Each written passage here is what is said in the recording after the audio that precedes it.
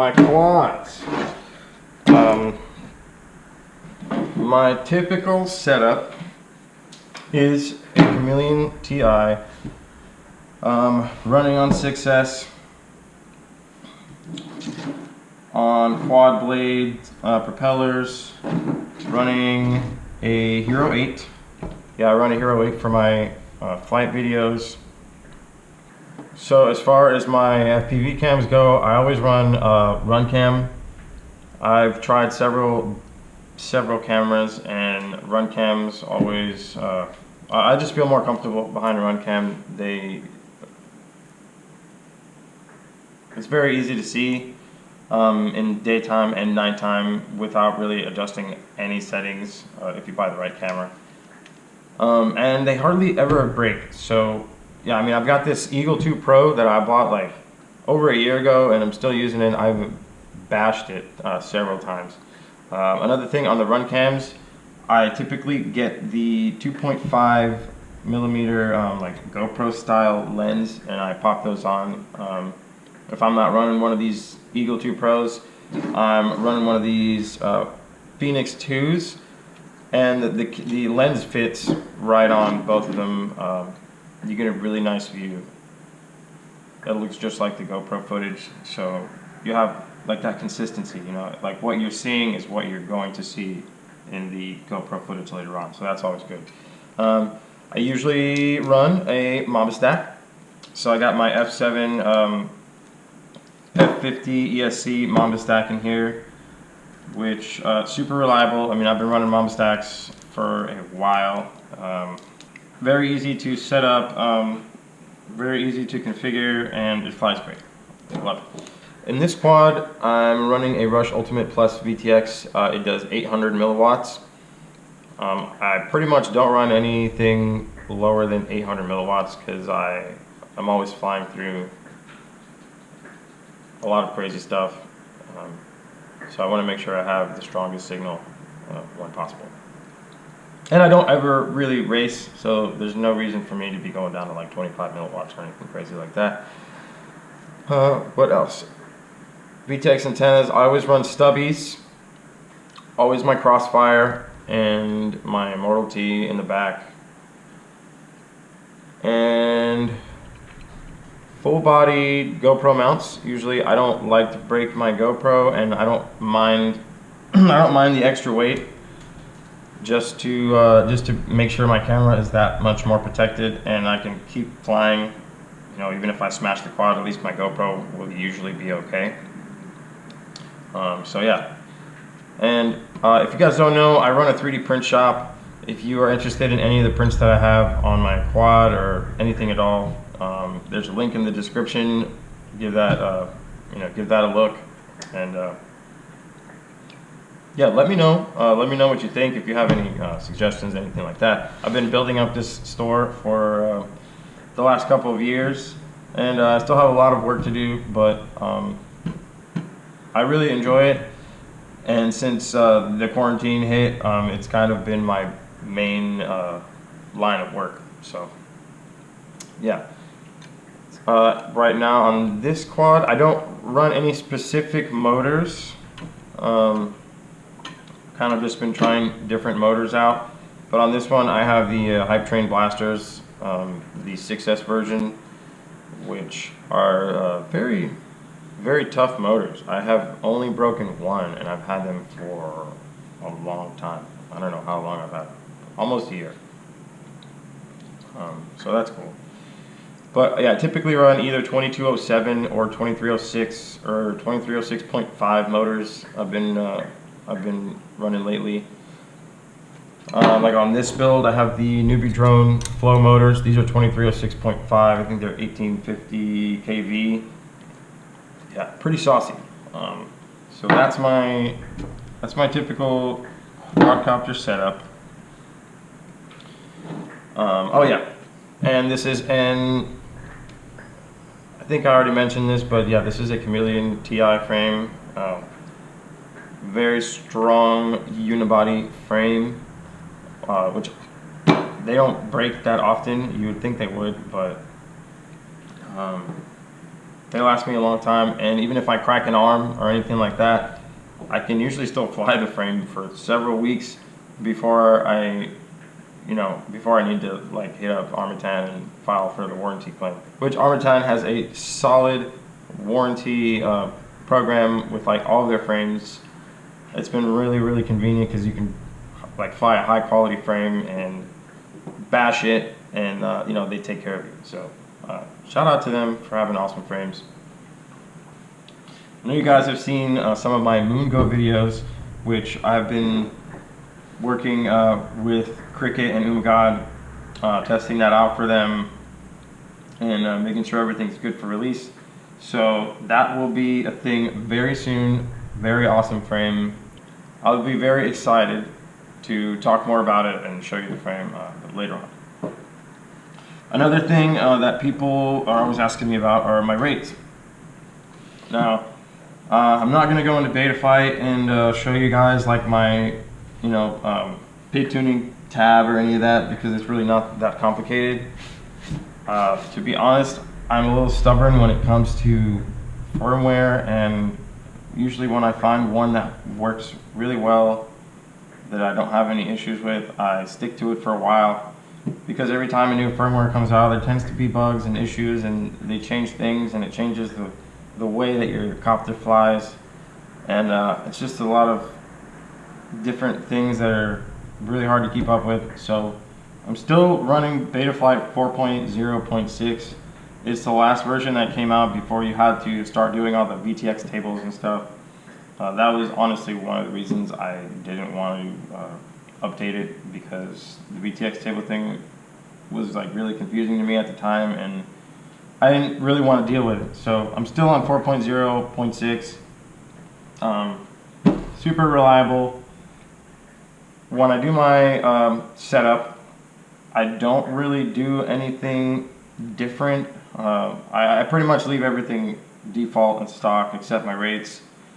I do run reverse props, so I'm always props out, and I run props out because I feel like it helps me crash through branches and you don't get tangled up in things nearly as much, which is nice because I'm always flying through trees, and if you know, in Florida there's tons of moss, and the moss really sucks. So I run reverse props.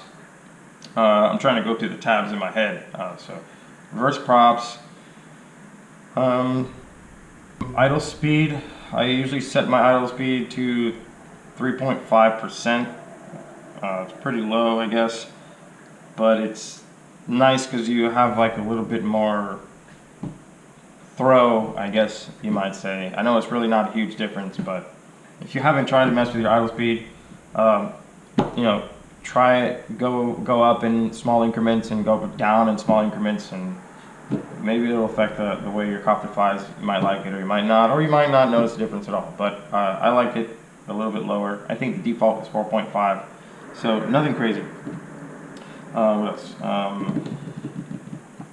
Okay, so as far as my PIDs and my rates go, I don't touch the PIDs at all. Like, everything is completely stock, default, whatever you want.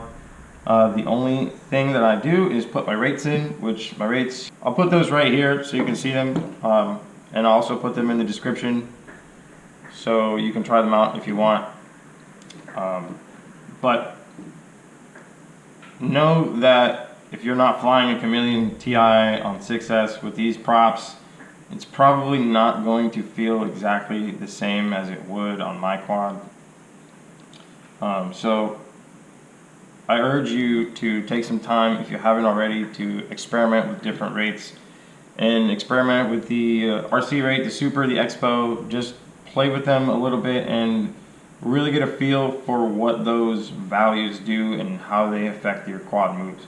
A long time ago, when I was running only a session, I broke my session, and I had like this mail-in warranty program, so I had to wait ages to get a new one. But during that time, I pretty much just experimented with my rates. I would just go and fly my regular spots, and for like the whole session, I would just mess with my rates till I found something that was comfortable, and I would come back and do the same thing.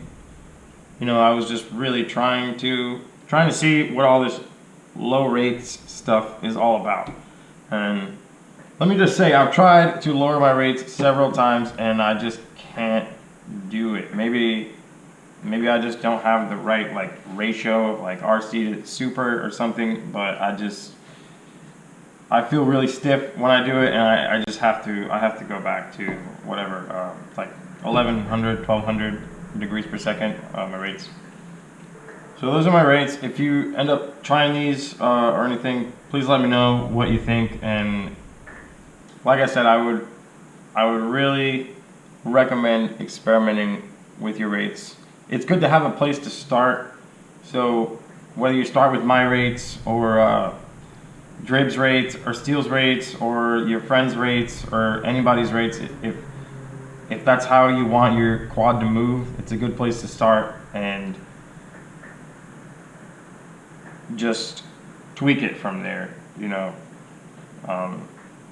Tweak it from there until you find something you like, because rates are really all about preference. It's not about making your quad fly good, it's just making it fly how you want it to, I guess.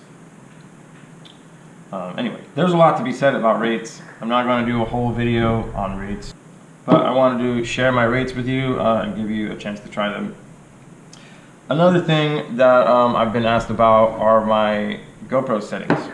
So I'm using my Hero 8 right now to film, so I don't have it here, but I will also throw my GoPro settings in the description. I run 2.7K resolution at 30 frames per second. Automatic shutter speed. ISO is, during the daytime I run 400 and 400 ISO. I don't like to use the dynamic ISO because I feel like it takes the camera longer to adjust to lighting when you're going like in and out of a dark place, anything like that. So I keep my ISO the same. For, like I said, for daytime I'll run 400, 400, and then for nighttime I'll bump it up to like 1600 or even 3200. Automatic shutter speed still. White balance, I'll leave that on automatic most of the time, but lots of times if I'm out in like a tree spot or something, I'll run 5500K. It's pretty good all around, and you don't get a lot of weird changes in the video. I run flat GoPro color only because I've been trying to experiment with color grading lately, trying to get better at it. I think it's a really cool way to like add more to your video. And Drib does a lot of that. He does it really well. So I want to mess with that a little bit more. Flat color. Sharpness, I run that on low. I feel like it gives you a little bit more like motion blur, even though I don't run ND filters.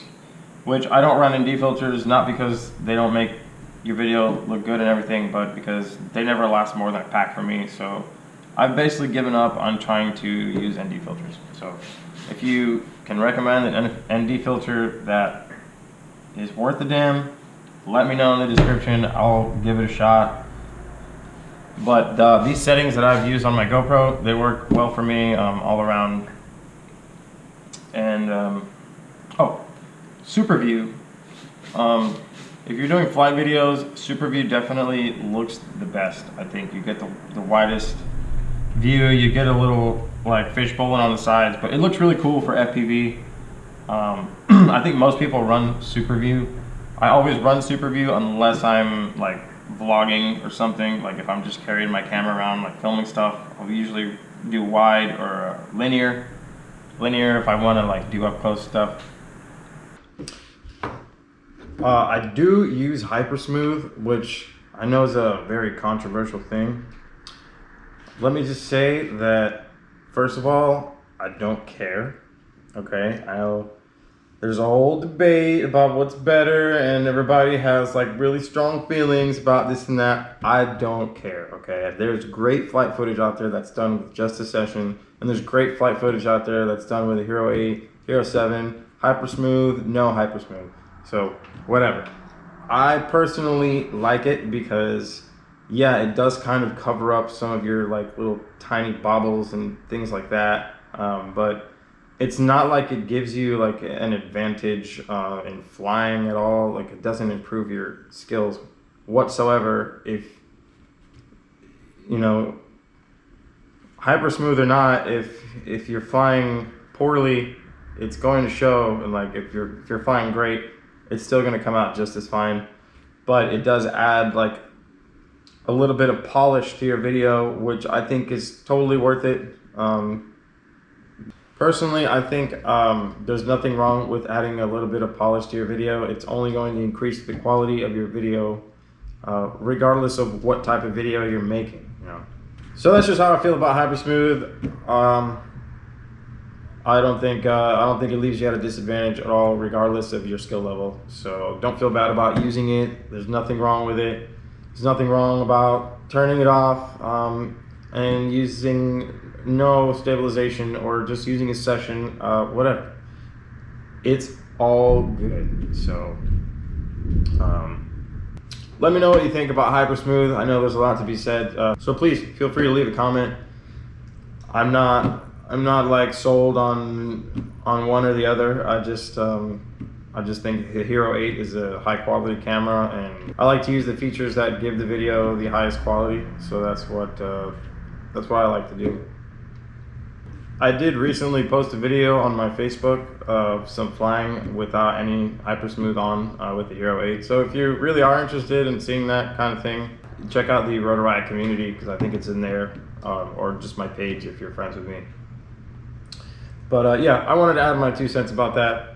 No big deal. So yeah, I think that's a good place to start as far as GoPro settings. If you leave everything automatic, like ISO, shutter, white balance, everything, if you leave that all on auto, you still get a great like picture. So there's totally nothing wrong with that. But I would, if you're doing FPV, I would definitely at least do super view and 2.7K.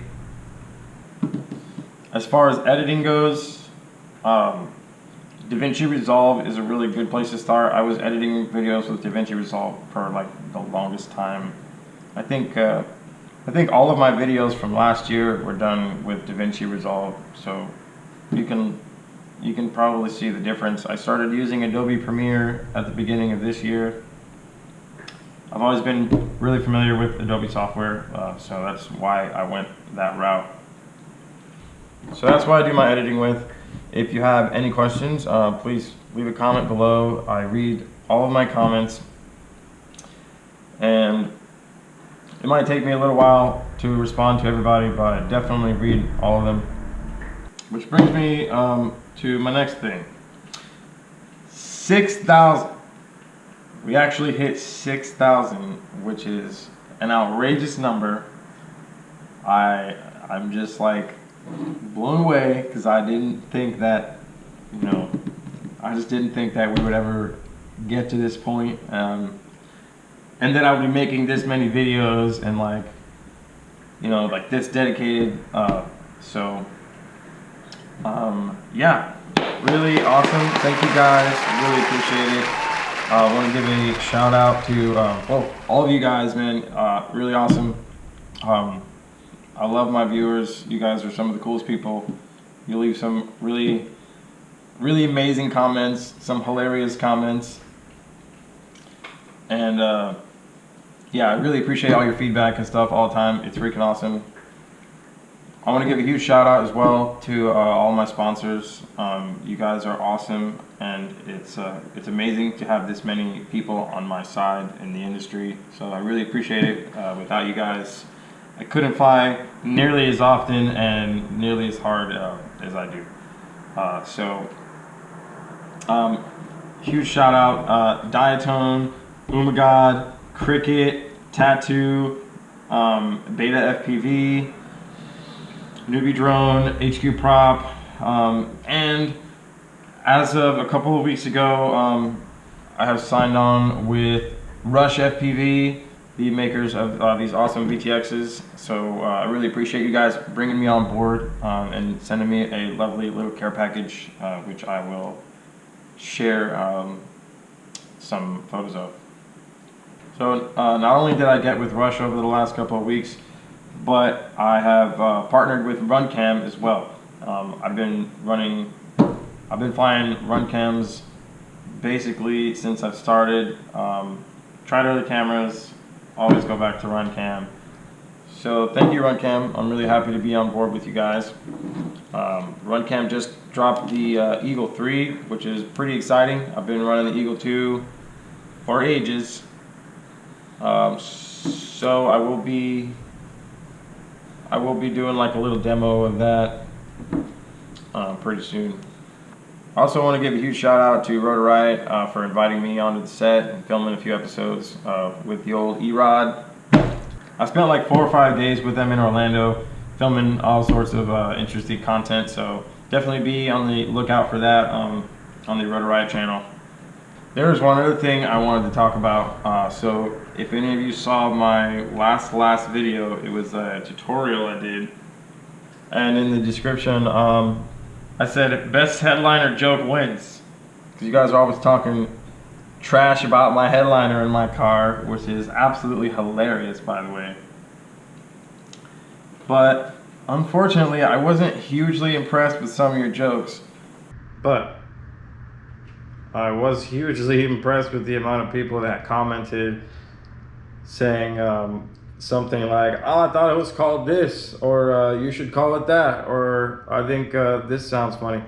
So I thought it'd be cool to share some of the funny names that people came up with for the whoop-de-doo, which I believe the name is still undecided as far as the entire FPV community goes. So we'll just, here. Let's see. Primitive FPV says we should call it a Yorbit. So I guess that's like a yaw orbit. Yorbit, that's pretty. So we got Yorbit, a trippy U. Isn't it called a swing? Yeah, I guess. Your headliner is messed up. I don't think that guy knew that there was a joke challenge involved. Oh, whatchamacallit? A McWhatchamacallit. How to do a McWhatchamacallit. That would have been just as good of a name, I guess. Yeah. I kept waiting for Exhibit to show up and pimp that ride. The Boomerang. The J Burner? Dang.